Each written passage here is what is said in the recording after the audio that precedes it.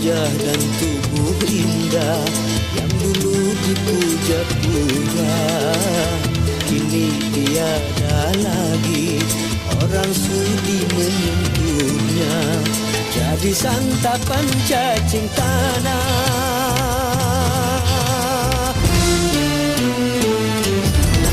jadi santapan cacing tanah, sampai yang tersisa terangkat. Begitulah suratan badan ke bumi dikembalikan. Kebanyakan manusia terlena sehingga